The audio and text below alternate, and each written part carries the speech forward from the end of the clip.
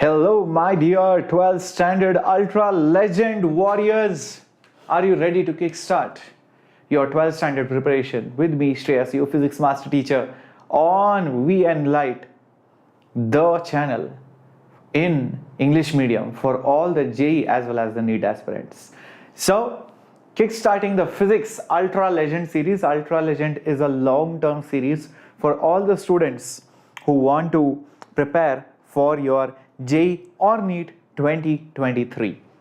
Welcome aboard, and those of you who do not know me, that's my quick introduction slide. My name is Shreyas. I've been training kids for more than 10 years now, and many of my students have done extremely well in their JEE as well as their NEET preparation, and I'm very proud to say that I have produced all the top 100 ranks, and I'm very happy that these kids as well as even other students who maybe did not get top ranks are doing very well in a very good college. So it's now your time to make a difference, and it's now your time to conquer JEE as well as NEET.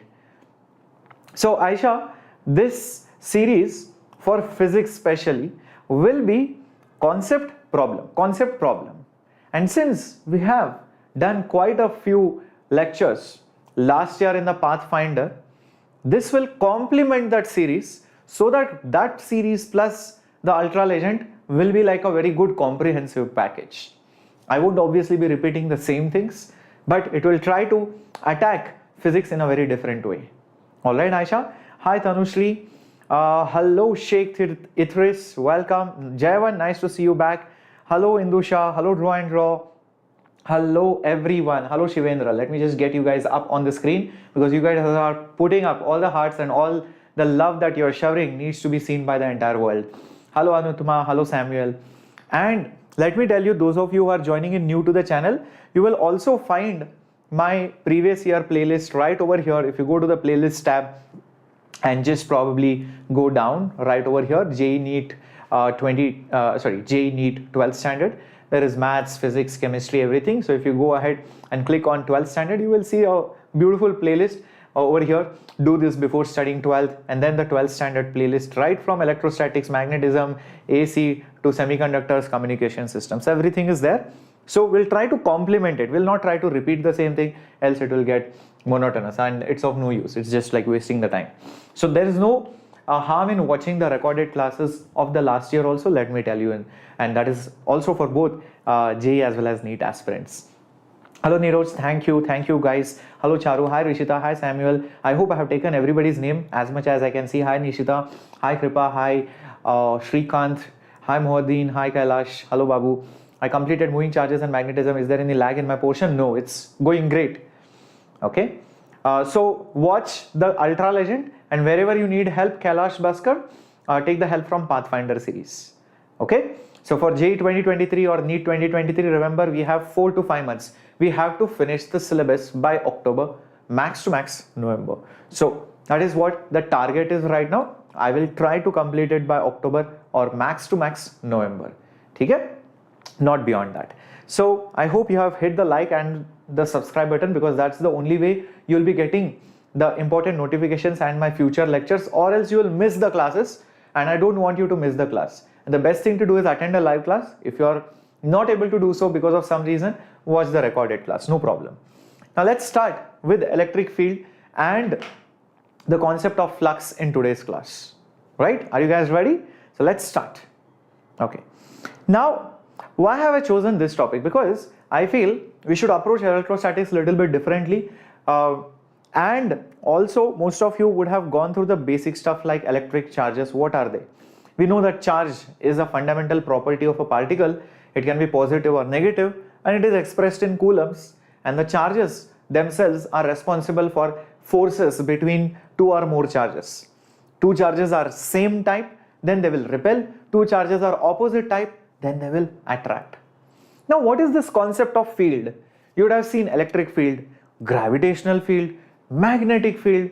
Whenever you see the word field, it basically tells that in any particle, be it charge, be it magnet, be it gravitational particle like mass, they exert its presence felt in the surrounding.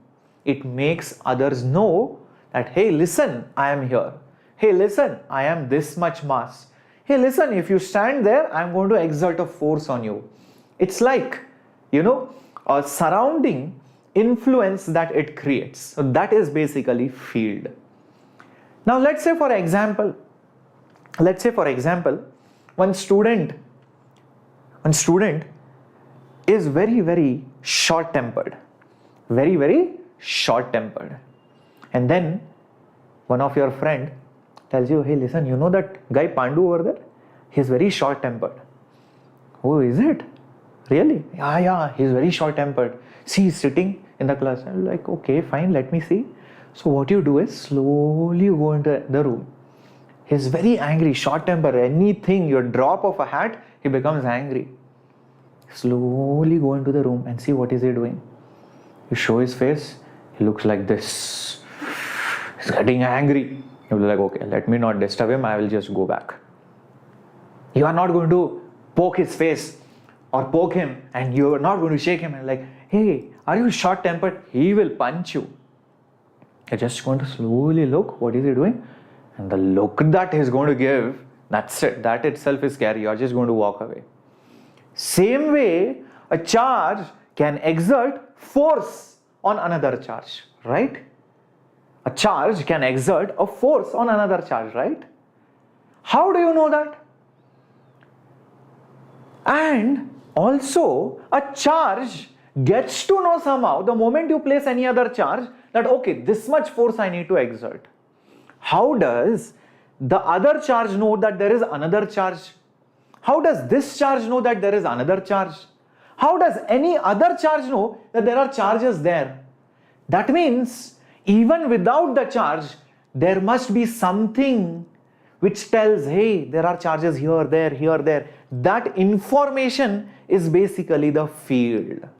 So a charge creates a set of information which is called as the field around it, and to see whether there is field or not, you always place a test charge, just like you are peeping and seeing whether that Pandu was becoming angry or not. Same way you put a test charge to see if there is a force or not.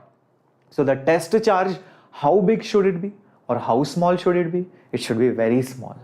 If it is big, then that charge itself will push that charge. It will apply a force, it will push it away.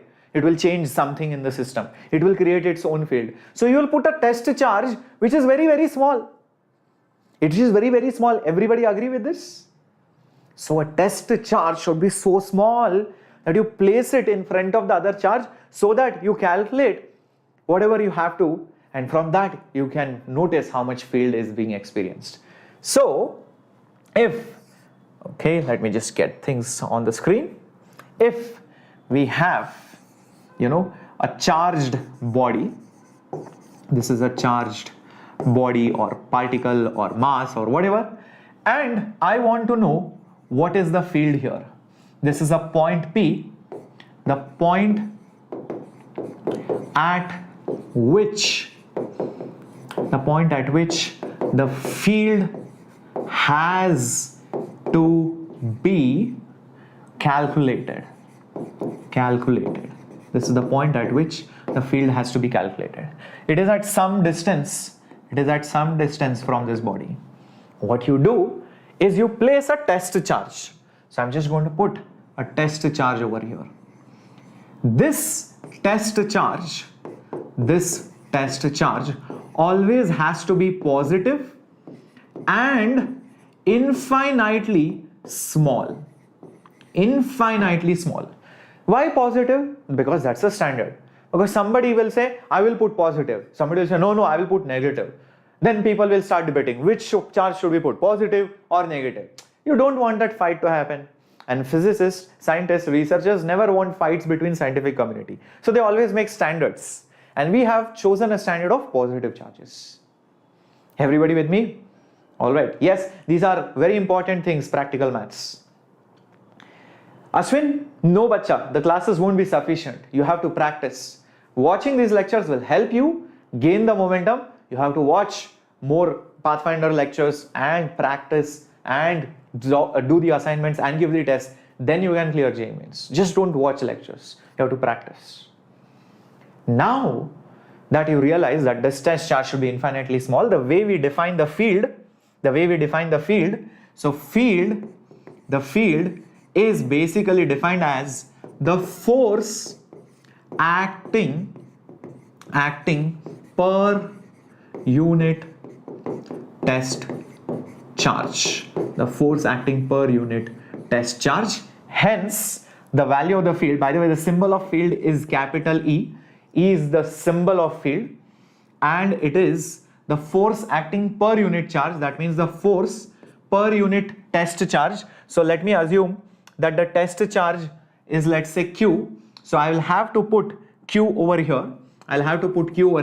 But since it is infinitely small, that means I will put limit Q tends to 0. Why is this Q tends to 0? Because the charge is infinitely small. A small charge you're going to put to check the field. And a field is always a vector quantity. So you're going to put force vector as well as field vector. Hello Kalyani, welcome. Yes, this will cover all the chapters but not all the subtopics, Nishita. Because like I told you, this series is meant to complement the Pathfinder series. So watch this as well as the Pathfinder. Both series are important. I don't want to set false expectations right from the beginning, okay? So I want you to really understand that this plus Pathfinder will be a comprehensive package. Just watching Pathfinder, not okay. Just watching this, not okay. Watch both. That will be better. Hello Shweta, good evening. Now, if field is a vector quantity, like I have told over here, what is the direction of the field? We'll come to that. Before that, let's talk about the unit. Can you guess the unit and put it up in the chat box? What's the unit of the field? Just look over here. Force is Newton, charge is Coulomb. So hence the unit of the field will be nothing but Newton per Coulomb. Slowly later on you will see that even volt per meter also becomes the unit that you will understand after we study potentials and the relationship with the fields. But yes, it is Newton per Coulomb as of now. Volt per meter is also valid. Now talking about the direction, whatever is the direction of the force on the charge is also the direction of the field. So by chance, if the force acting on it is in this way, then you will also notice that the field on that will also be in the same direction. Force and field on a unit positive charge will be in the same direction. So the test charge will experience the same direction of field as that of the force. Keep this in mind. If you are clear till here, make sure you have hit the thumbs up or give me a thumbs up in the chat box as well. Now, if a charged body field is given by this formula, what is the field due to a single point charge? So let's try to figure that out. A single point charge, we have a point charge over here. At some distance, I want to know what is the field. That's very simple. All you need to do is to find the electric field, over here. You put a test charge, right over here. And to find the field due to a point charge at a distance r, the field will be given by limit q tends to 0, and here you will have force by the charge, force divided by the charge. Now the value of the force at this point by Coulomb's law, using Coulomb's law, is nothing but k into the charge into the another charge k q divided by r square, and this small q also comes over here. How did I get this? So this much part, how did I get it? Using Coulomb's law. So using Coulomb's law. Now you can clearly see q and q gets cancelled. So I have just limit small q tends to 0, k q by r square. Now this is small q, but there is no small q left anymore. So when such a thing happens in case of limits, you just take it out. So such a thing will just become the same constant which is there inside. So limit of something, if it is there and that something is not inside, don't worry about it. There is nothing to take limit of. So it will just become kq divided by r square. So that is the field formula due to a point charge. If you're wondering what is this value of K, this K is nothing but your Coulomb's constant, Coulomb constant, and the value is nothing but 9 into 10 to the power 9 in SI units, right? That is the value of the Coulomb constant. If somebody tries to draw a graph of how the field changes with distance, you can easily see that the graph will look something like this. This is field, this is distance. As you increase R, that means you are going far away, you will see the denominator widens, the ratio decreases, field decreases. Hence, the graph should look something like this. As you go away, the field reduces. As you come close, R tends to 0, E tends to infinity. So if you are very close, the field starts increasing, and when you are very, very close, field becomes infinitely large. So it becomes like this, you can see infinitely large, and when you go very, very far away, it tends to 0. That is how the field varies. And it makes sense. You go far, field reduces. You come close, field increases. That's how this works. Everybody with me? Very good, Suresh, Amu, my life, my dream, Harsha, awesome, awesome.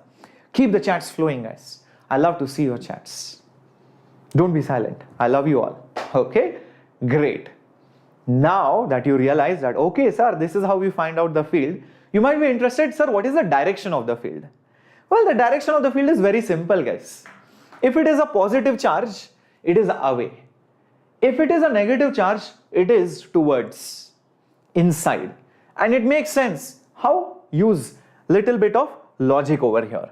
See, imagine if the charge is positive. Imagine the charge is positive.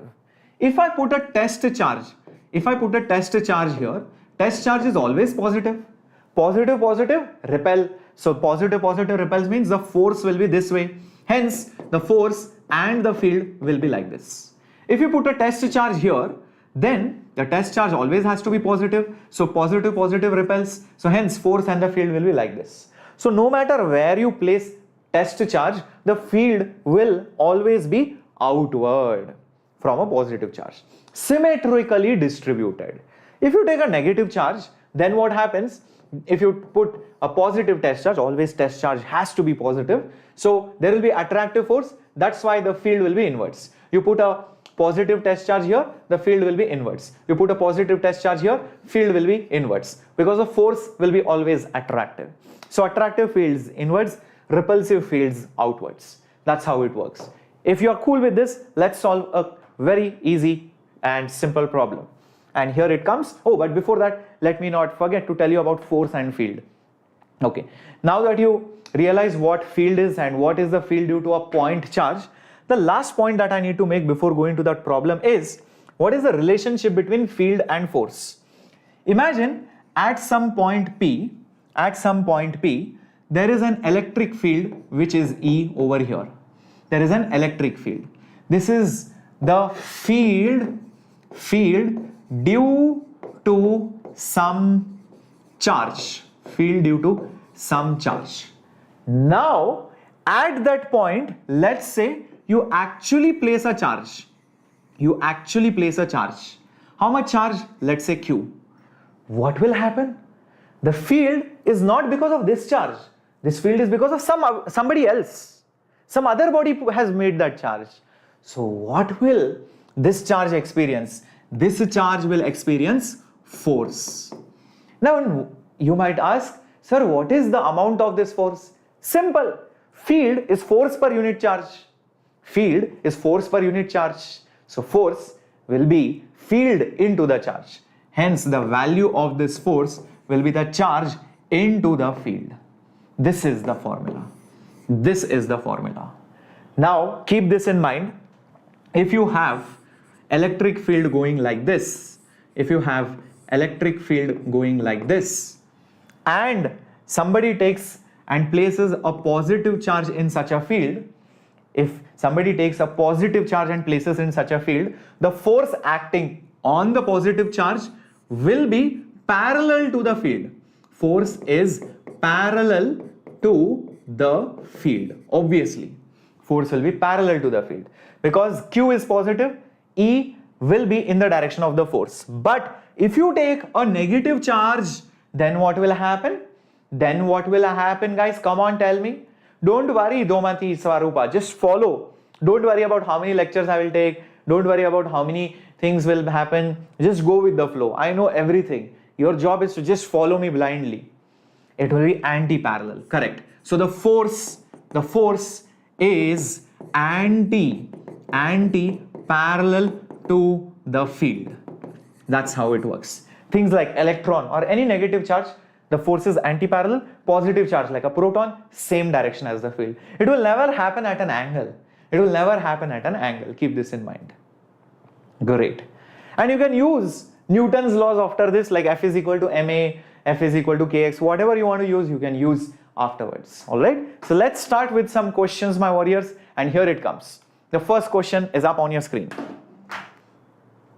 So Abhi, like I told before at the start of the class only, that this series in physics, I'll try to complete it by October to November, in that duration. So the entire 12th standard. But don't expect all the topics, like I have told you. This is a series to complement the Pathfinder series.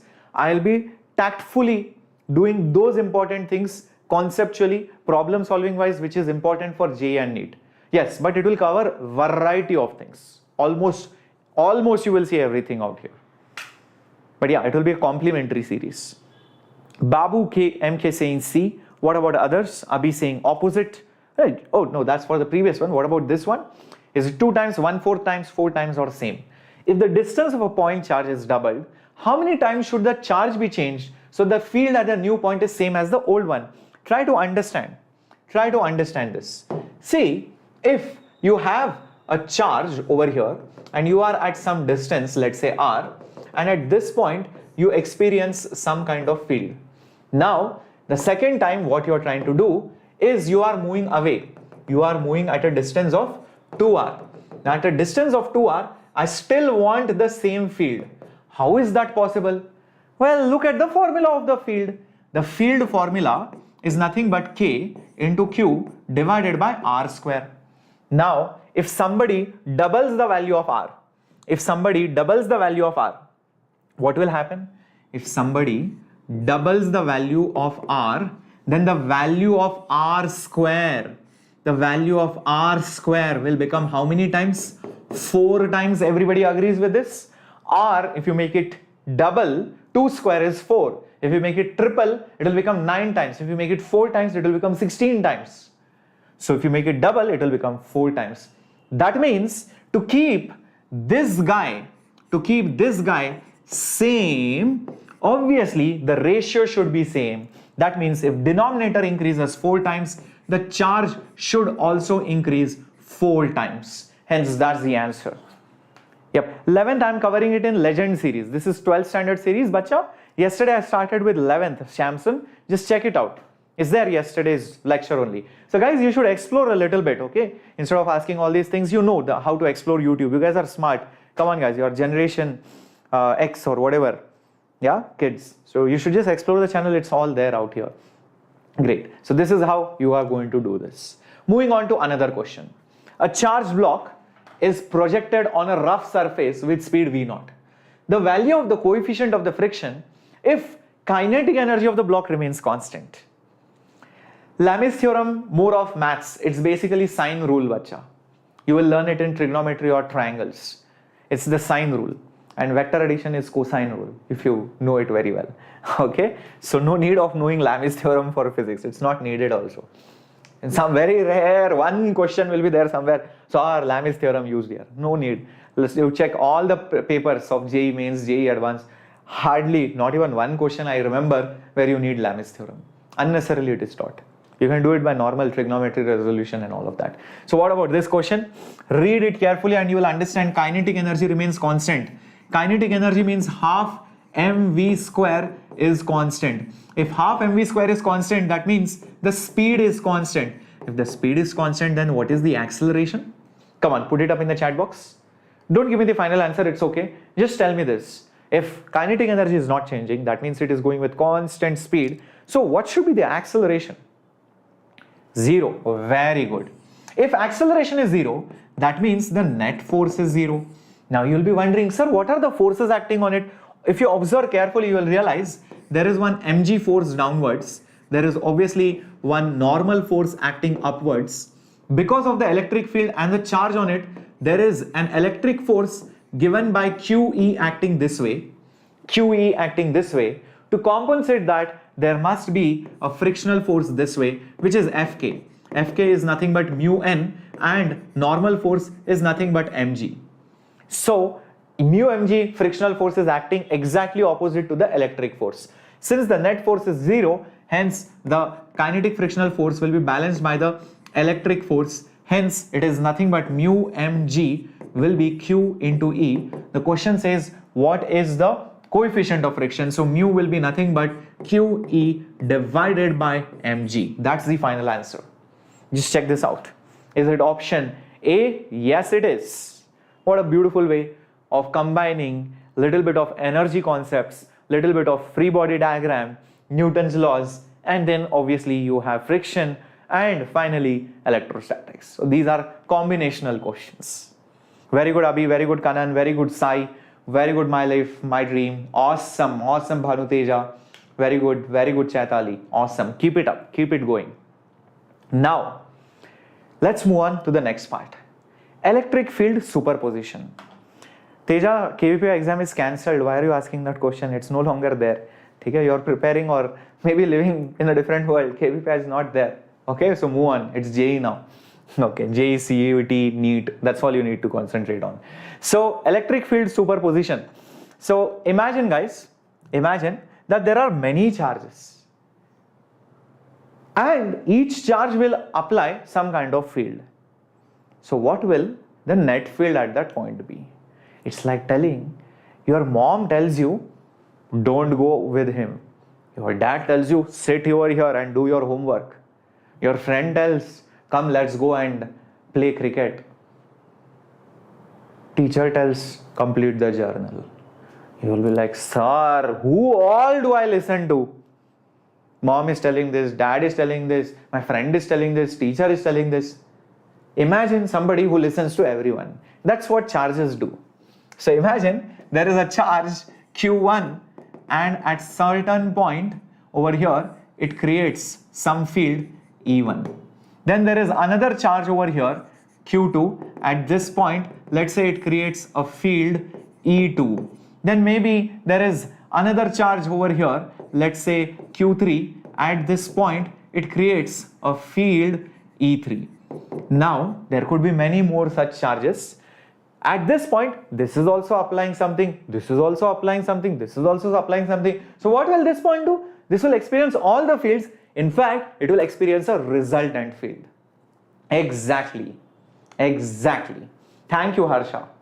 Thank you so much. So what will happen is there will be a resultant field. This is basically E net, and this E is just the vector addition. So it will be nothing but E1 vector plus E2 vector. Now I do not know how many such things are there. How many other vectors are there? You just add them. You have to use the concept of vector addition.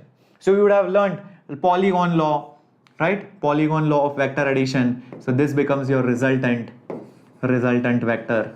You can use polygon law. Or if you want, you can also use triangle law of vector addition, which you have learned. Triangle law, parallelogram law, or even the vector addition formula. The resultant vector is root of a square plus b square plus 2ab cos theta. Or you can also take a vector and split it up into components, right? The x component and the y component, right? And then you can use I, J, K method to add the vectors. You can split the vectors, resolve the vectors, and then also you can do that. So multiple methods are available for vector addition. Let's try to do some simple questions and then we can scale up the level slowly on electric field superposition. Let's see how many of you can do this. Here is a question. You have three charges on the vertices of an equilateral triangle. Quickly tell me, where do you think is the net electric field and how much is it?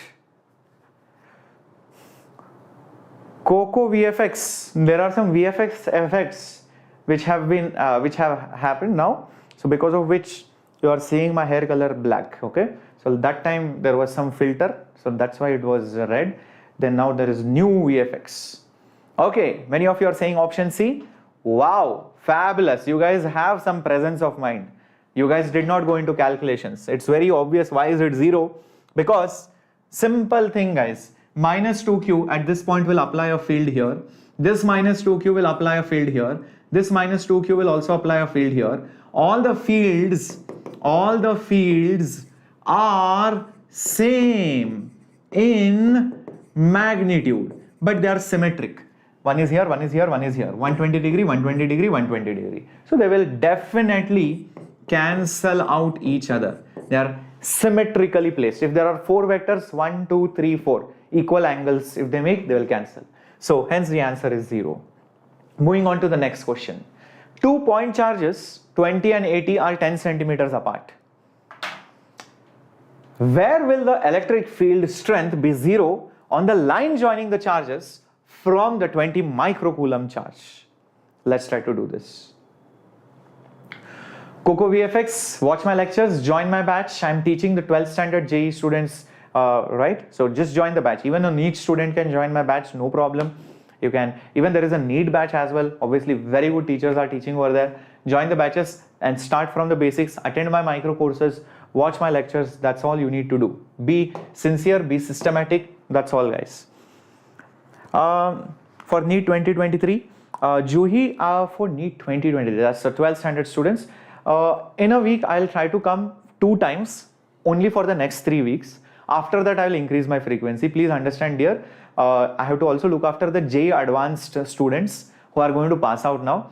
So till the JEE Advanced exam is over, I will have to make it only 2 lectures. After that, I will increase the frequency. I'll keep it 3 lectures per week. Okay, cool. So let's try to do this. 2 point charges, 20 and 80. Let's try to understand. So one is 20 microcoulomb and this is 10 centimeters, and over here you have 80 microcoulomb. The question is how far from the 20 microcoulomb. So let's assume that the point is here. The point is here. This distance, if it is x, obviously this distance is 10 minus x. And at this point, the net field is 0. If the net field is 0, that means the field due to 20, the field due to 20 and the field due to 80 cancel. They cancel out each other. So basically, the field due to 20 and the field due to 80 cancel out each other. So that means they are equal and opposite in direction, magnitude wise. Okay, so field due to 20 will be k into the charge is 20 micro divided by distance, which is x square, is equal to k into 80 micro divided by 10 minus x whole square. Now I think I have done a mistake here.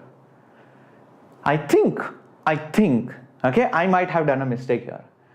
This is in centimeters, but whenever I write this expression, I should convert it into meters. So have I done a mistake? Yes or no? Think carefully and answer. Have I done a mistake? Yes or no? Some of you, by the way, have answered correctly, I guess. Well, a lot of you will be like, yes sir, you have done a mistake. X should be in meters. I will tell you, I have not done a mistake. Because I know if I write this in centimeters and this is also in centimeters, the dimensions will anyways cancel. So if you write centimeters, make sure this is also in centimeters. 2 wrongs make a right. That's what I have done. So don't have to worry about it.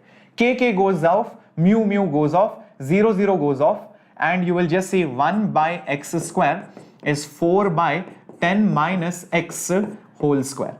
Take roots on both sides. So 1 by x will be 2 by 10 minus x, cross multiply. So it will become 10 minus x is equal to 2x. Therefore 10 is equal to 3x. Naturally x will become 10 by 3. Remember, everything was in centimeters, so it will be 3.3 centimeters. So that's the answer. Great. There you go. Oh, I think over here the decimal should have been here. I will have to correct it, guys. The correct answer is 10 divided by 3, so it should have been 3.3. I think while they made the option, it was in meters, and Forgot to convert it into centimeters. This is wrong, this is correct. Yep, 3.3 guys. Okay, everybody with me on this? Yes, this is for 2023, Rupa Sharma, exactly. Yes, Anushri. So there are classes for other subjects, chemistry, maths, bio, everything is there, right? If you need any help, please leave a comment what you need. So guys, remember, you can either, it's difficult for me to reply to all the messages here. Better you reply or put up a comment in the video itself. I will try to get back to you. Over here, you can see how cool I am. Okay, next question is, Q, 2Q, 3Q, 4Q charges are placed at the four corners A, B, C, D of a square. The field at the center of the square has a direction along. You will find all the lectures, bacha, on this channel. Yep, it's all there. Rupa. Think carefully. Thank you, crewmate. Love you too, bacha. And I like your logo. The popular game that you play. Now I know what you play. Okay, cool. So, A, B, C, D. So guys, think about it. Where should be the net field at that point? Assuming all the charges are positive. Very beautiful question. Come on, let's see. Who is that? Who is going to crack it? Babu, use your brain. Thank you. Vanakkam, Suresh. And if you look at it carefully, you will realize Q will exert a field here. Let's say I call it E. 3Q will exert a field at the same point which is thrice as strong as this field. Thrice the charge, thrice the field. So this field will be thrice. So it will be 3E. Now this E and this 3E will cancel, right? This E and 3E are opposite to each other. So because of that, the net field which will be remaining will be 2E only. Everybody agrees with this? E here, 3E there, remaining how much? 2E. Always Pravalika. Now, similarly, look at D and B. B will exert a field here due to 2Q charge. Q exerts E, 2Q will exert twice the field. Double charge, double field. So it will exert 2E field over here. 4Q will exert 4 times stronger field as compared to E. So it will be 4E over here. 4E over here. Everybody with me on this? Now, don't you see that this 2E and this 4E also cancel partially? 4E there, 2E here. How much is remainder? The remainder is only 2E over here. Now, it's just like I have two fields. One 2E over here and the other 2E over here. Only these are remaining. You can forget other fields. Now, what you do? Kailash Bhaskar, that's not enough, bacha. That's not enough. You need to do HC Verma. Okay? Short answers, not everything. Short answers and objective. Yep. And now, if you think carefully, 2E and 2E, the resultant, where will the resultant be? The resultant will be like this, E net. And what is this net field parallel to? Just check it out. It's parallel to DA or CB. DA or CB. DA or CB. Yes, I can see CB over here. Option B. Option 2. Correct. That is the correct answer. You can see E net is parallel to CB. If DA option was there somewhere, I would have marked DA. So in fact, it is both. I'm very good, Mohammed Sinan. Rebel operation, the first attempt of JEE, very unlikely to happen in Jan. There is a very small percentage, 1% chance of happening in Jan. But most likely it will happen in April only. Even if they do, it will most likely get postponed only. Okay, so let's try the next concept. Oh, and here is the next question. Yes, Anusri Manoj, this and the Pathfinder. I think I just showed it to you, Anusri. Those of you are joining in late, this is the series which you should watch. I have completed all the chapters. This is for both JEE and NEET, everything. So make sure you watch this along with the live sessions. So that will complement each other. If I do X here, I will do 10 minus X here. If I do Y there, I will do 100 minus Y here. So that it will complement. Okay? Fair enough, bacha? Okay. Fine, Anushri. Let's move on to the next question. In the figure, two positive charges, this is a question from exemplar, are fixed. They exert a net field at this point, and because of that, Q1 experiences a force on the x-axis. Q2, Q3 exert a force on Q1 along the x-axis. Now you place another charge on the x-axis. Because of that, what will happen on that charge? Will the force increase? Will the force decrease? Or something else? Try to solve the question. Think carefully what is happening. The two positive charges Q2 and Q3. This is positive, this is also positive. And they exert a force on Q1, and the net force is in the direction of the x-axis. Now, if the net force has to be in this direction, can you guess what should be the sign of this charge? Will this charge be positive or negative? It's NCERT exemplar. Always Avi. Is this charge going to be positive or negative? Anushri, I think I just answered your question. Negative, right? Very good. So this charge has to be negative because there will be a force here, there will be a force here, and the resultant of this will be here. So this is basically the resultant of these two forces. Excellent.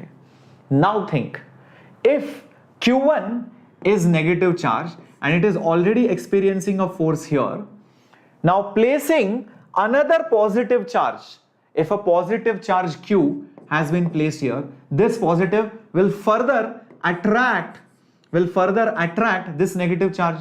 These two forces, what will happen? These two forces, the forces will add, and the net force will be along the x-axis. So the force along the x-axis is going to increase. That is option A. Very logical. It seems initially it's going to be very crazy, but no, it is not. In fact, if you remember, during my strategy video for JEE NEET 2023 students, I had told you in one of the resources, please solve exemplar questions, both JEE as well as NEET students. It has good collection of questions. It is from NTA, basically the CBSE board. You should go through these questions. All right. So moving on to the next concept, and that is the property of the field lines, and then we'll slowly go to the flux. Now, what is this field line? Field line basically originates from charges, like you just saw some time back. A positive charge creates electric field like this. This is an outward field. Similarly, a negative charge creates a field inwards.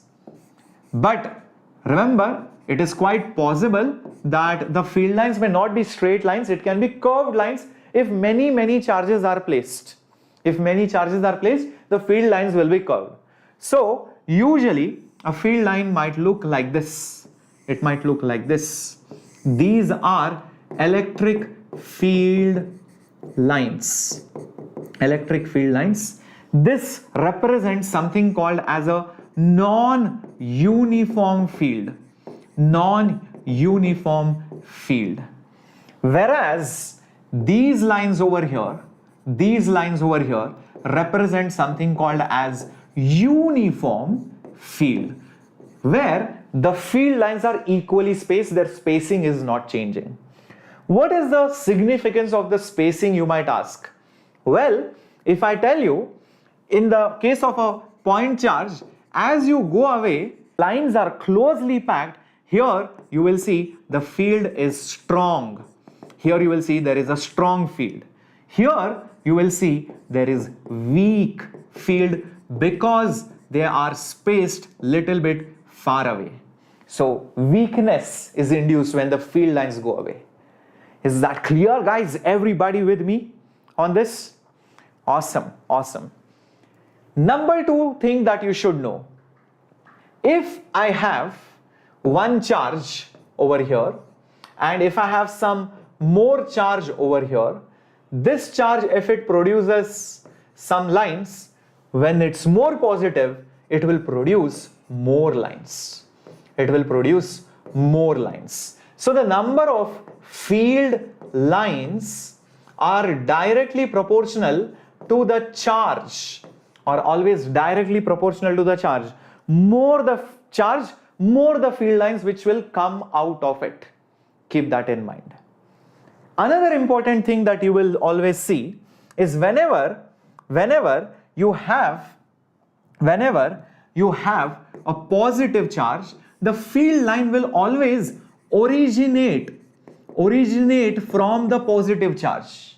And the moment you take up a negative charge, you will see they will always terminate on such a negative charge. You will never see from a negative charge a field line originating. No matter how complex the situation is, always on the negative charge, on a set of negative charges, it will always terminate, it will end. And from a positive charge, it will originate. Very important properties. Next important thing that you should know is that whenever you have a field line, the tangent drawn to it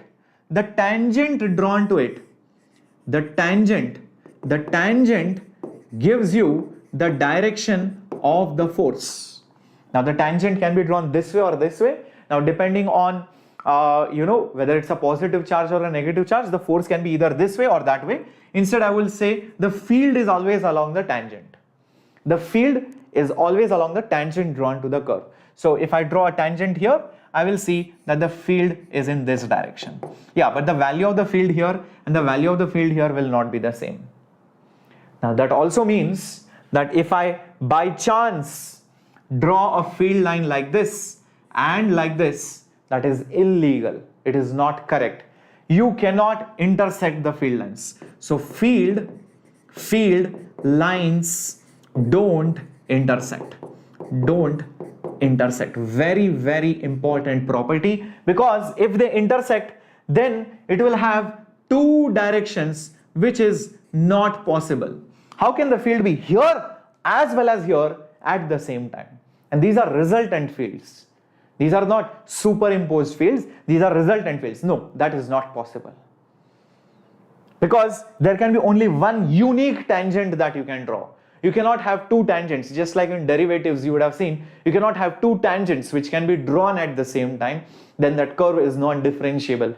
So that is mathematics. But in physics, think of it this way. How can the field be here as well as here? No, either this or that. That is not possible. Is that clear? I hope this is cool. Awesome. Everybody, come on guys, show some josh.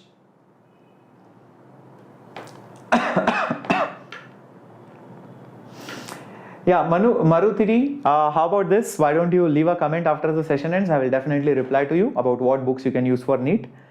Okay? Yep. So, yep, great.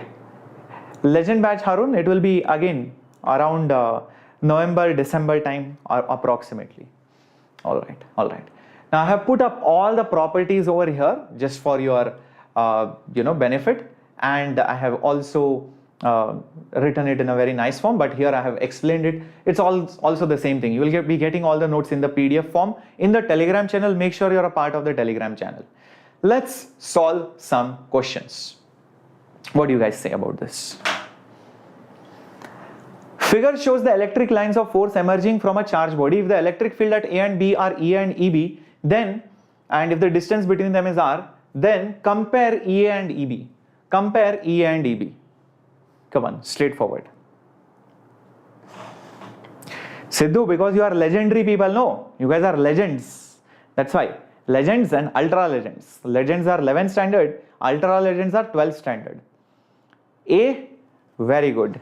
Awesome guys. Yep. You can see here it is going to be strong because they are very, very close to each other.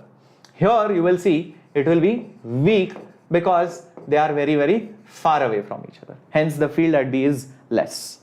Okay. Next question guys, coming up on your screen.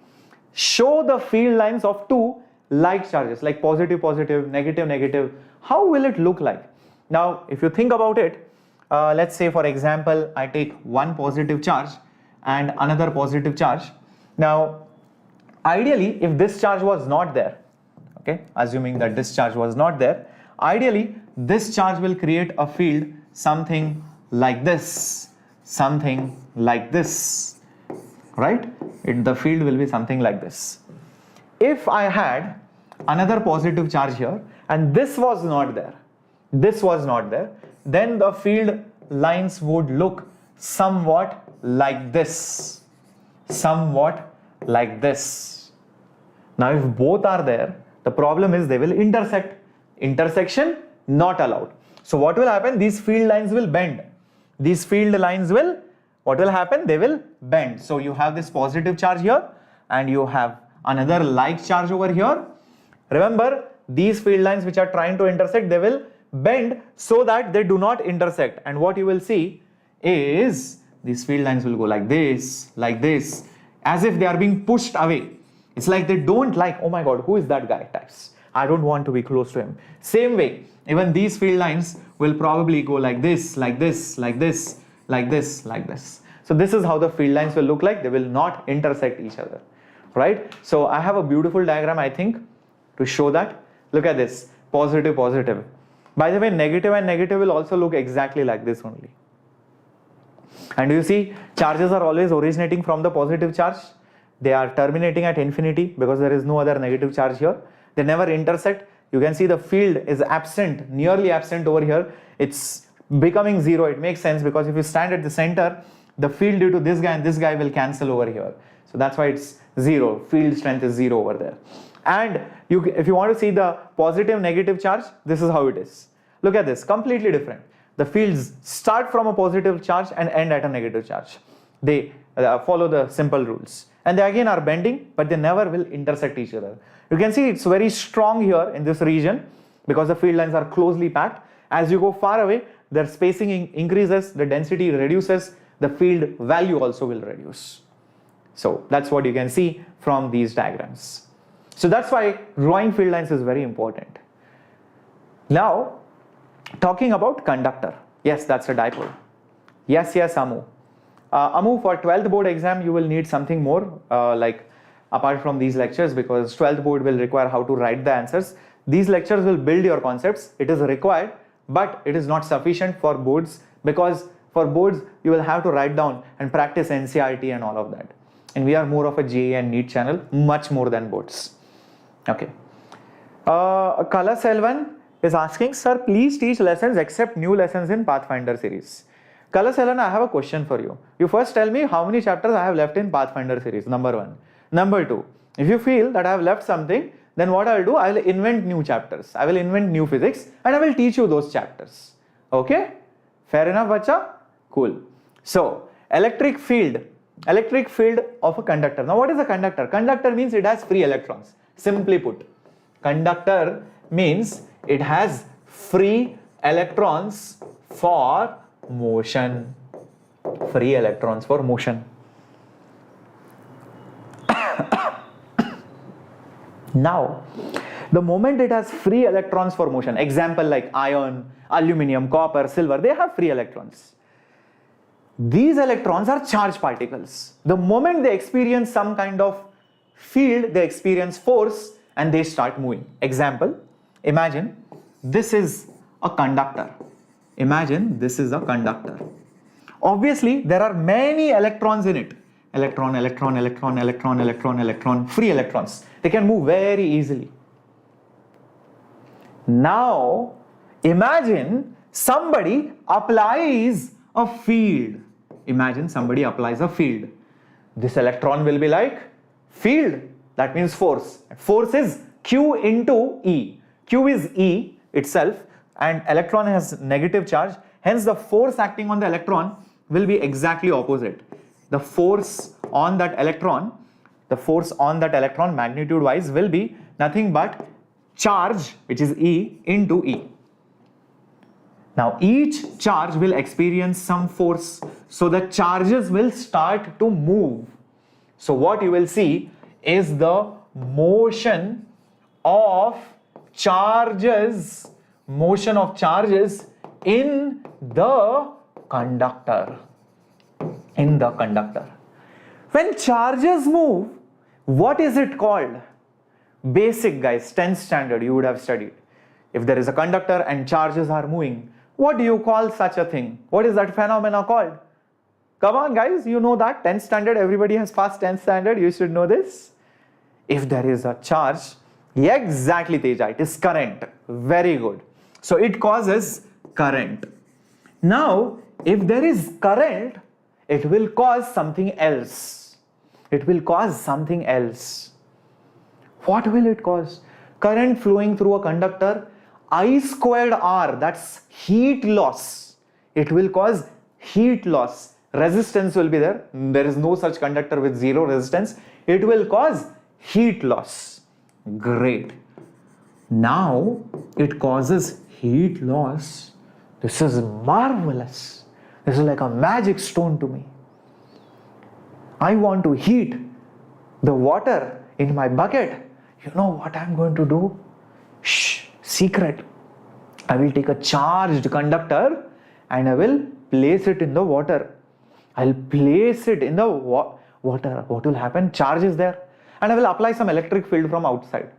Or maybe I'll take another stationary charge, and from that charge some field will pass through the conductor. The field will pass through the conductor. And then what will happen? The charges will move. Current will be there. Current will create heat. That heat will make my water in the bucket hot. Magical stone. And I will start selling that magical stone to millions of fools out there in the world. And they'll be like, oh my God, I don't need electricity anymore. But that is not true, right? If such a stone existed, do you think I would not have sold it? That is violating the law of conservation of energy, guys. Don't get too excited. Oh my God, sir has this magical stone. I was all being sarcastic. I hope you got it. There is nothing like that. There is nothing like that. You cannot make such a stone. Magically you are creating energy out of nowhere. Where is this energy coming from? Who is giving this heat energy? Who is giving this heat energy? Nobody is giving this heat energy. Understand that. So, this is wrong. This is wrong. This can't happen in a conductor. It is wrong. So, the question is, law of conservation of energy. What happened to the law of conservation of energy? Where did this energy come from? Something is wrong. What is wrong is the field. You cannot show a field inside a conductor. That is illegal. Whenever you have any conductor, always remember one thing. The field in that solid part of that conductor is always going to be zero. Because if it is not zero, it will cause motion of the charges, which will cause current, which will cause heat, which is violating the conservation. So, always the charges will rearrange to keep the field zero. So, field in the conductor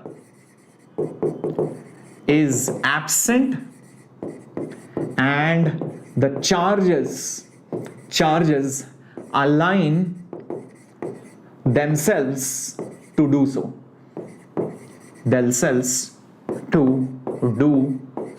Very, very important. It will realign itself. Somehow it will cancel out the field. Always. Yeah, in fact, voltage is constant comes from this, not the other way around. The derivation of voltage is constant comes from this, not the other way around. Okay, so that's a way of doing it. Now there is another interesting property of a conductor. Imagine that there is a conductor. And let's say there are charges on that conductor. Oh, by the way, on a conductor, the charges are always on the periphery. They never stay inside. This is also another important property. Maybe I can write it over here. The charges are on the surface. Always. You will never see it inside. Why? Because charges are free to move. If all charges are there, what will it try to do? It will try to go away. Every charge will try to go away from each other. So they will try to go as far as possible. So that's why they end up on the boundary of the conductor. They can be spherical also, yes, Babu, but always in physics or maths, what we do is we always try to draw irregular shapes. We never take good shapes, because the moment you take sphere or some nice shape, you will think, oh, it is only valid for sphere. No, this is a general rule.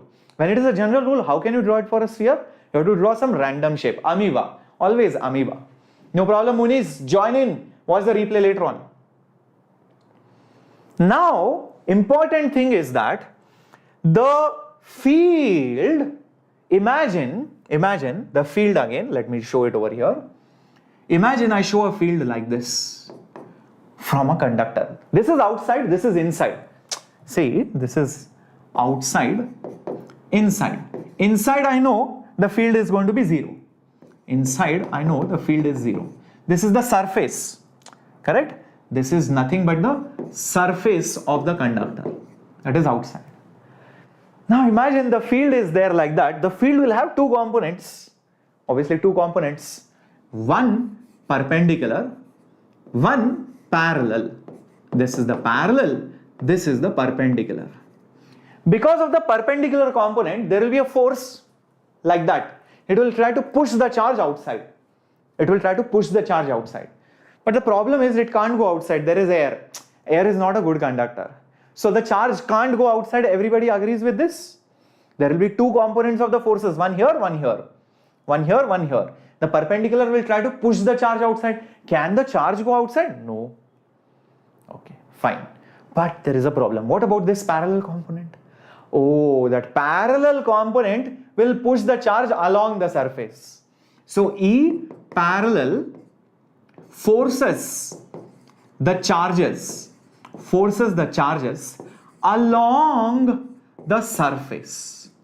If it forces the charges along the surface, that means the charge will move on the surface. The charges will move on the surface. That means there will be current on the surface. If there is current on the surface, that will cause heat loss. If it causes heat loss, what about the law of conservation of energy? Who the hell gave this energy? There is nobody. There is nobody. Again, it is a magical stone. I take a charged stone and I see in the charged stone, the charges are circulating, they are creating heat, and then the water is getting hot or the air is getting hot. Magical stone. No such magical stone exists. So this assumption is wrong. That means what is wrong? The parallel field cannot exist. Parallel field cannot exist. SL Arora is not a good book for boards, bacha. Only NCERT and exemplar, nothing more for boards. So hence, the conclusion out of this is that if you have any conducting surface, let's say like this, the field is always going to be perpendicular to the surface. The field is always going to be perpendicular to the surface. Electric field is perpendicular to the surface of conductor. These are some important things that you have learned. So what are the important things you have learned? I have just put it up over here. This is one thing. This is one thing. The second thing is right over here, guys. The charges are always on the surface. And the third thing is right over here. The field inside the conductor is always 0. These are the three important things that you learned over here. Thank you, Samuel. Yes, most likely there will be RLR entertainment because the 75% criteria was waived off only because of COVID. Next year, I don't think it will be waived off. So look at this conductor, how the charges are beautifully arranged on the surface. Field lines are always perpendicular. No field is there inside the part of the conductor. So let's move to some questions coming up on your screen. Tamil, you should be more regular, bacha. Where have you been? Yep, it is very easy to understand because I'm explaining. Thank you, Ahmad. Keep it up. Very good. That's why when lightning occurs, it's safe inside a car. Yes, Babu KMK, because it's like a conductor, so it will balance the field and it will make sure that the field inside a conducting object like a car or any such metallic conductor will be 0. Can I watch the session already taken by you for JEE 2022, but I'm 2023 aspirant? Yes, Suresh, you can. Oh, okay. Why do you want to complicate things? Boards are simple, bacha. Exemplar, NCERT, fingertips, and NCERT. More than enough. And your class notes. Don't study so much for boards. If you tell me for JEE and NEET, then I will tell you books. Why do you want to over-prepare for boards? It's not needed. Previous year questions, just buy that book. NCERT, your teacher notes, class notes, and assignments, whatever you get in your basic board coaching. More than enough. You don't need so much. The answer is D. Yep. Answer is D. Because, see, something or the other is wrong. Here, the angle is not 90 degrees. So that is the problem. Here, what nonsense. How can they go inside? The field inside should always be 0. How is the field entering inside the conductor? This is fine because it is making sure that the field inside is 0. Outside the field can be something. Outside the field can be something, but it should always be perpendicular. Hence number 4. Very good. Okay. I'm so glad, Gokul. Love to see you very soon, bacha. Yep. Awesome. Awesome. Amal, if you are state syllabus, watch this. Bacha, even I was state syllabus. Okay. I was also state syllabus. I also prepared for JEE. Okay. So, don't worry about your boards. Be it CBSE, be it ICSE, be it anything. Prepare for NEET and JEE. Once you prepare for that, automatically your board preparation happens side by side. You don't have to worry about it. Yes, I am so glad, Juhi, you will be regular. I'll love to see you all. How can I get centum in boards? NCERT, previous year questions, practice, and practice the papers, mock test. That's all. And you should know the definitions and the derivations. Okay. Kinematics is tough because of the visualization part. The electric field at a distance of 3r/2 from the center of a charged conducting spherical shell of radius r is e. The electric field at a distance of r/2 from the sphere is how much? So you have a sphere of radius r, and maybe at some distance 3r/2 the field is e. So 3r/2 is here. This is 3r/2. The field at this point is e. Now we all know the charges on a sphere will always be on, or basically any conductor will only be on the surface. And no matter where you are inside, the field inside will always be 0. So the distance r/2 is only this much. This is r/2. So obviously here the field must be 0. It's inside the part of the conductor. Hence the answer is 0. Option A, guys. How many of you got this? Very good, Juhi. Very good, Babu MK. See, you guys are getting it. Priya, yes, this is regular class, bacha. Awesome, Suresh. Nice to see you. Sir, physics को सब tough क्यों कहते हैं सब लोग? Ranjit, I'll tell you why physics is tough. Because you guys don't understand why you find physics tough. It's because of the maths. Because people are not good with math. So you should learn maths and then come to physics. If you're a NEET student, then you should put an extra effort. If you're a JEE student or engineering student, you are anyway studying math, so it's good. No problem. But if you're a NEET student, you have to put in that extra effort on math. You should be good with calculation. You should be good with geometry. You should be good with, all the basic calculus stuff and algebra and all of that. Because that's where most of the problems come. When you're able to see math, when you're able to feel that math, then things become easy in physics. Rest all is just making those equations, making those laws and using it.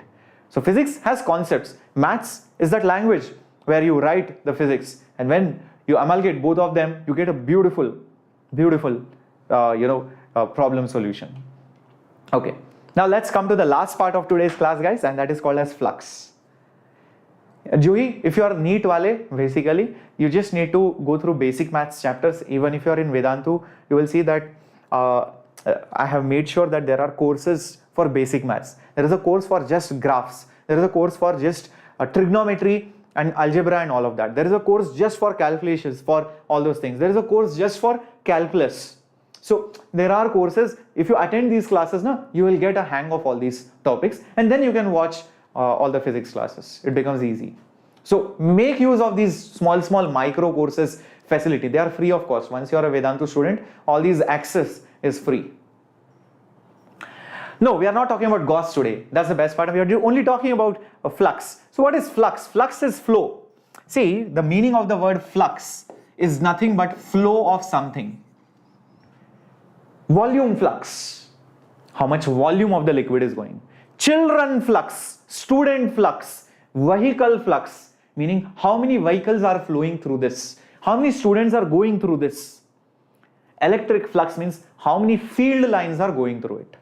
So if I have some kind of, let's say, area, this is some surface, guys, this is some area, and I will tell you that there are some field lines going through it. These are some field lines going through it. Then the electric flux is basically proportional to the number of field lines passing through it. And the way to look at the field lines is by calculating the area and calculating the field, because if there is more area, more lines will pass. Bigger area, more lines will pass. And if the field is stronger, then you will see more lines will pass again. So the electric flux is in a way proportional to the field as well as the area, but also one more thing, and that is the angle. And why the angle? You will understand it in a bit. Just imagine that there is an area like this, and imagine the electric field is going this way. Imagine the electric field is going this way. Do you think any field is piercing through the area? I don't think so. I don't think so. Think about it. There is no field piercing through the area. It's just going parallel to it. So there is no flux. So it depends on the angle of that area as well. Now we define a quantity called as an area vector. Area can be defined as a vector. So this is area vector. Area vector is a vector perpendicular to the surface.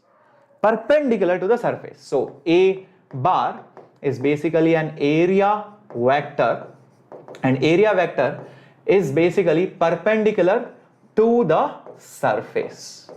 Now if you look at this diagram, you can see some field lines are intersecting through that surface area. You can see they are piercing through it.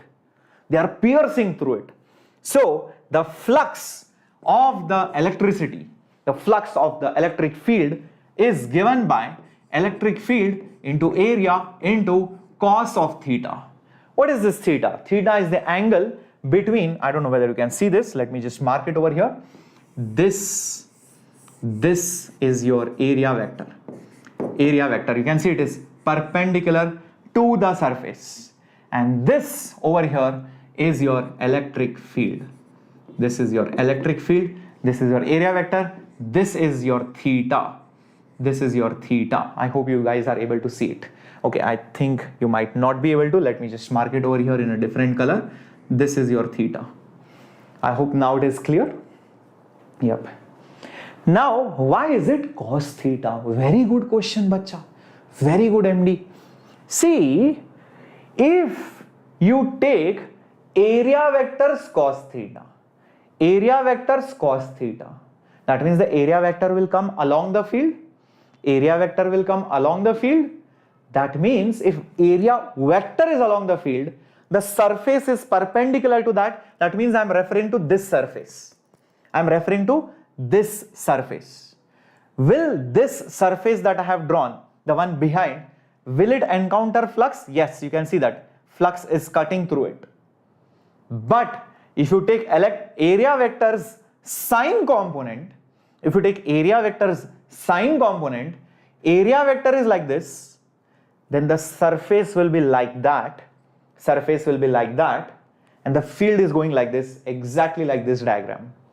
If I take area vector sign component, just like this, you will see the field is going horizontally, area vector is this way, there is no flux through it, no piercing. That's why you take area vector's cos theta component. Is that clear? If it's some circle, I'm coming to that, Maru. I'm coming to non-uniform areas as well. But for now, I hope you realize that here there is no flux. Here there is no flux. Here you can see theta is 90 degree. And now this formula makes more sense.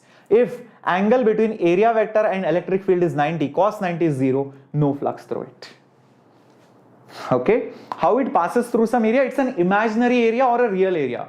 Electric field is also an imaginary concept. You cannot see electric field lines. You just show the electric field lines, and if the electric field is cutting through that area, yes, flux is there. If the area is like this, no flux. Just think of it like in terms of some book or something, I don't know, like over here. So Here, if the area is like this, field is this way, no flux will go through it. If it makes some angle, yes, it will go. If I make more angle, more flux will go. If I make it like this, again, no flux will go. So it depends on how the orientation of the area and the field is. Only when the field is parallel to that surface area, you will see no flux will pass. That's how it is. In fact, that's how flux has been defined. The flux is proportional to the number of field lines piercing through it. Number of field lines cutting through it. Cutting through it. Cutting through the surface. Very, very important. That's how it has been defined. Is that clear now? Suresh and others. Hello Vamshi. Hello everyone. Okay. Now you can also write it in a much simpler form, and you can also write this as electric field vector dot area vector. Dot area vector. So you can just put it over here. And by the way, the unit of flux will be nothing but Newton per coulomb. That's the field unit, and into area, that means meter square. So this is the unit of flux, and this is the formula of it. So the charge outside, we are not even talking about the Gauss's law, Anthony. We are just talking about flux in general. I'm not even worried about the charges right now. I'm just talking about in general field lines, that's all. Now that you realize that okay, area is a vector and area vector is always perpendicular to the surface, and we always take the cos component or the area along the field, because that is what will cause, because if the area is at an angle, the cos component will be that area, only that area is responsible for the field. The sine component is not responsible for the flux cutting through it. Now what about if we have some curved area like this or like this? Weber is for magnetic flux, Teja. It's not for electric flux. Don't get confused. This area is also called as an open area, and this is called as a closed area. Now I want you to remember one important thing. The moment you have a open area, open means it is not stitched. You can see some openness. There is some boundary to it. Here there is no boundary. It's completely covered, completely closed, right? I think Juhi, I just explained why is it cos and why not sine. Because you are taking the cos component of it, not the sine component. Remember, the area vector's cos theta is what is causing the flux. When you take area's cos theta, then I am referring to this area behind, not the slanting one, this. Because that guy's area vector will be here. If I happen to take sine theta component, so I'll just put it over here guys, maybe in some other way. This will be area vector's cos theta component. If I take area vector sine theta component, I think it will be something like this. This will be your A sine theta. Now A sine theta will not be responsible for flux. Yep. No problem. I hope that is clear. So this diagram will make it very clear. So I have drawn A sine theta over here. This is A sine theta. So A sine theta, no flux. A cos theta. A cos theta is this whole thing. This is A cos theta. Okay. I cannot show the remaining part, but I hope you can visualize it. Now, when you have an open area and the field is non-uniform, area is also weird, what you do is you show small area vectors. You divide it into small parts. Each small part will have some kind of area vector. That will be dA, because it's a small elemental area. This is a small elemental area. And at that point, the field will be, I don't know, in some weird direction. I'm just going to say E. Maybe there is some angle between them. Let's say it is theta. So E is an I would just say E is a field at dA, which is a small area, and that will produce a small flux. That small flux will be d phi, and that will be E vector dot dA vector. E vector dot dA vector will be the small flux in that small part. So the net flux in such a curved area will be the integration of d phi. Hence, it will be nothing but integral of E vector dot dA vector. This is the flux on that curved surface. Very, very important formula. It's just the integration of it. So EDA, EDA, EDA, EDA, everywhere you take EDA, you will get the flux. You add them, adding up, integration is the same thing. Now, the most important thing that you should realize. When I take any area, I can take the area vector here also, I can take the area vector here also. So which is correct? This way or this way? Because I can drop two perpendiculars, one like this or one like this. Many students get confused. And that's when they make mistakes. The answer to that question is, whenever you have a slanting area or any open area, you are allowed to take either this or this. This or this. Both are fine. But the direction in which you take the area decides the sign of the flux. If this flux comes out to be positive, that means the direction in which you have taken the area vector, the same direction or on the same side the field lines are going. Meaning, if I take the area vector here and let's say the value of the flux comes out to be positive, that means the flux is going on the same side, it is going there. Field lines are going somewhere on that side. If by chance the flux comes out to be negative, I have assumed area there, so field lines are not going there, they are coming from there over here. That is the meaning of negative flux. So if it is positive, the field goes on the same side as area vector, and if it is negative, the field goes in the opposite side of the area vector. Everybody with me on this? Everybody with me on this? Cool? Now the last part.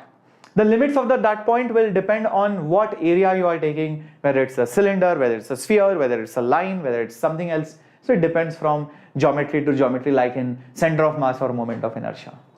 Yes, Anushri, please ask. Now the last part. Whenever you take a closed area, then which side will you take outside, which side will you take inside? Here, there is always a standard. You cannot choose anything as positive or negative. It's decided.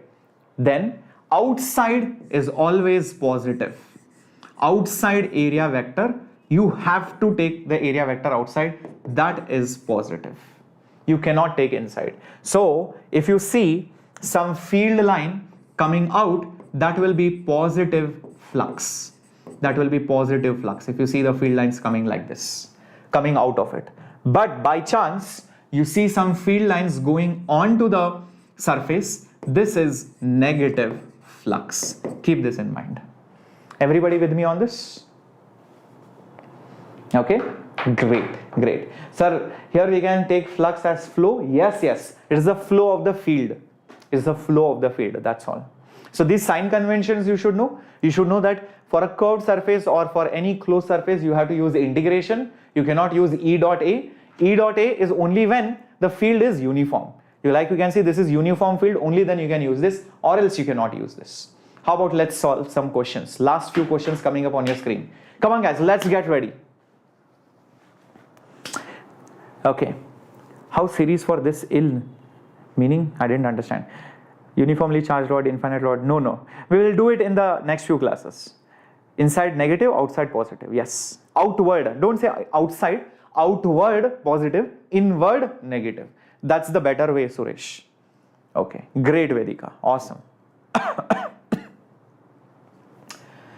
So if you see, this is which plane? This is ZX plane. So maybe this is a surface and this is x-axis. Maybe this is your z-axis, and this is how many units? 10 units, 10 meter square area. So the field that will matter is only that which is in the y-axis, because all those field lines will cut through it. All those field lines will cut through it. But if you take any field component along the x-axis or on the y-axis, they will produce no flux. That's it. So only take the y component, guys. Which is the y component? This one. And this is the area. So flux will be field multiplied by that area. So you can just write it as 10 into 4, which is 40. This is easy way. This is method 1, easy way. There is another method. Method 2. Method 2, go by definition. Flux will be E vector dot area vector. Electric field is 2I cap plus 4J cap plus 7K cap, and take the dot product with the area vector. Area vector is 10, but it is in XZ plane. So the area vector will be like this. The area vector will be like this, correct? In the J cap direction. So it will be 10J cap, that's all. I hope you got that. Now I does not go with J, K does not go with J, 4 only goes with J. So it will be nothing but 40. Don't put J square. J dot J is 1. That's it. That's the answer. Either ways you get the same answer. That's what I want you to know. Cool? So this is how you should try questions by different methods. Moving on to the next question. A cylinder of radius r, length L is placed in a uniform field parallel to the cylindrical axis. The total flux of the surface of the cylinder is given by how much? Beautiful question. Let's see how many of you can do this. So you have a cylinder like this. Okay. This is the axis of the cylinder. This is the axis of the cylinder. And field is parallel to the cylindrical axis. That means the field is coming like this, it's going like this. The field is coming like this, it's going like this. This is how the field is going. What is the total flux surface of the cylinder? Very good, Siva Kumar. D, sure? Everybody with me on this? Okay. Now, here, can you see that the field is entering in? So, if you notice, if it is entering in, it is negative flux. It is negative flux. How much will be this negative flux? It will be minus field into area, which is pi r square. Field into pi r square. And if you see over here, the field is coming out, so it is positive flux, and it will be nothing but plus field into pi r square. What about the curved area? What about the curved area? This curved area, there will be no flux. There will be no flux because any point you take, the area vector is perpendicular to the field. It is not piercing through it. It is going parallel to it. The curved surface is just wrapping it. It's not piercing the field. So don't worry about the curved surface. Now, if you add the two, you will notice that the net flux will be 0 because whatever is coming in is going out. Whatever is coming in is obviously going out. Hence, net flux has to be 0. Very good. Amazing. Excellent. This is a mathematical way of explaining it, but in reality, when you do it in the exam, you're not going to do all of this. You're just going to think of one thing, what I have told you about flux. Flux depends on the number of field lines cutting through the surface. So whatever is going in is coming out. So nothing stays in or originates. So it is 0. Last question. The electric flux through the surface, 1, 2, 3, 4. Where is it largest? Where is it smallest? Hello Tanish Dhawan. Welcome bacha. Where is it largest? Where is it smallest?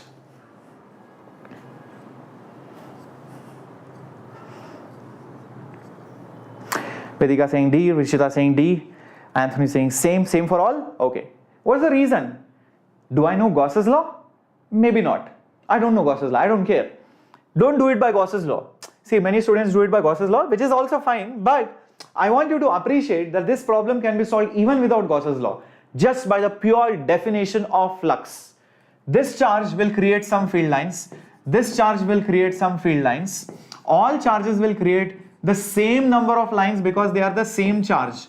Now, it doesn't matter what the shape or the size is, whatever lines cut through this surface, same lines cut through this, this and this. Number of lines is same. Doesn't matter. Maybe it will cut later. Maybe it will cut at a different angle, but the lines is the same, na? That's what is important. If the number of lines is same, the flux is same. Even like when you have, let's say, a diagram like this and then like this. Let's say the field lines come like this, go like this, like that. Come like this, go like this, go like that, go like this, go like this, and go like that. Even in this diagram, both the surfaces have the same flux because the number of lines here and the number of lines here are the same. The angle might be different, the shape might be different, the size might be different, number of lines if it is same, that's the end of the story. No negotiation, it will have the same flux. So it doesn't matter how bad, how big, what the size is, the number of lines cutting through all the shapes will be the same. Excellent. You can use Gauss law, but I'm not, that's what the beauty of the question is. You don't need Gauss law for this. That's what I want you to appreciate. Otherwise, I had long time, bacha, no see. Now I have kept homework questions for you. This is the first homework question. Yep, this is the first homework question. And this is the second homework question for you. What are you going to do? You're going to post the answers in the comment section. I want to see how many of you are really quick about this. And remember that if you want my batch for JEE, it's always available. And also for NEET, all the teachers in English medium as well as English is also available. So whatever results you see over here are from our students who have worked, stayed with us for a long time. The longer you stay with us, I promise you, I can improve your rank even better. The smaller time you give to us, we will not be able to make too much of a difference. So stay with us longer so that we can create a big change in your lives. And you already know that I am teaching. And if you do not know, please get to know at least now that I am teaching for all the students of 12th as well as 11th students. And also the NEET students have excellent set of teachers, and that too in pure English, guys, with best of the best experienced teachers out here. So you get test assignments, you get Tattva material, you get regular test series, revision, you get your recorded lectures, as well as you get, the live doubt solving, as well as polls, quizzes, everything which is live.